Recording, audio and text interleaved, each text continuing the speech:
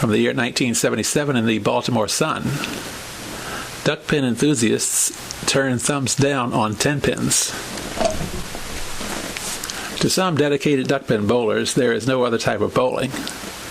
When we were growing up, there were no Tenpins in Baltimore, said Dave Volk, who has been bowling duckpins for 50 years and competing for about 40. We didn't know what they were. The 64-year-old left-hander has never tried Tenpins and is not interested in doing so. He claims that duckpins are harder because the pins and balls are smaller.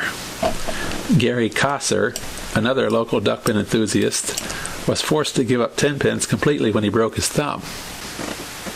My thumb wouldn't fit in the hole on the ball anymore, said Kosser, a 22-year-old from Pikesville who had been bowling in Tenpin and duckpin leagues for 8 years. Now I like duckpins better. It's a thinking man's game.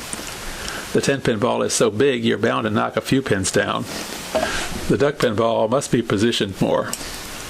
The duckpin ball has a much smaller circumference than the Tenpin ball and is gripped by the fingertips, which develop thick calluses.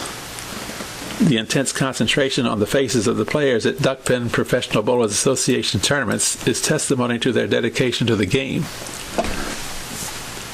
Duckpins is a serious thing for Volk, too, although this Northeast Baltimore cab driver still considers it a hobby. You can't make a living in duckpins, he said. You'd starve to death. You're lucky if you win 1 or 2 tournaments a year. Kosser, who works as a salesman for a local ignition parts store, bowls in 3 leagues in the summer and 6 in the winter. Although that might seem a hectic schedule, he said he bowls to relax. Last weekend, Volk and Kosser were among 125 male DPBA members competing in a Duckpin Pro Tour tournament at Fairlane's Liberty Plaza for nearly $10,000 in prize money. Half of the contestants were from outside Maryland. The DPBA was established in Maryland in 1963 by bowling alley owners and duckpin bowlers. Its members must have at least a 125 average and display good character as well as an ability to follow association guidelines. Breaking the rules, which includes such infractions as cursing, forgetting bowling shirts, and being late, are punishable by fines.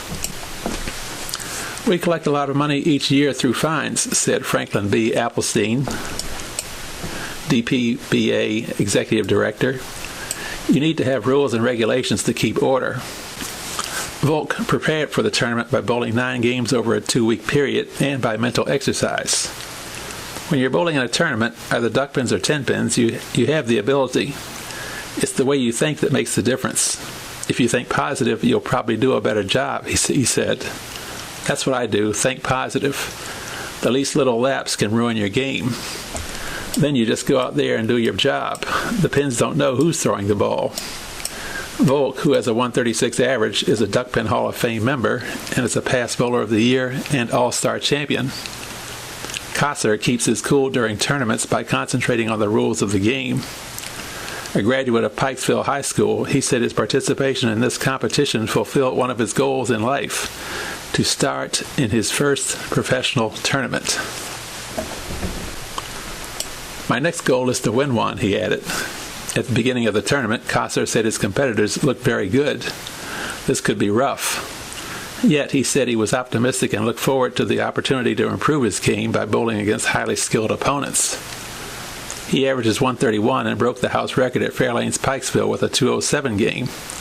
He has also won numerous amateur tournaments. The DPBA tournament was preceded by a pro-am event in which amateur bowlers, children, and adults had the opportunity to compete with professionals on a handicap basis. The semifinals competition narrowed the field of 125 to the top 24 based on the highest 10-game total scores.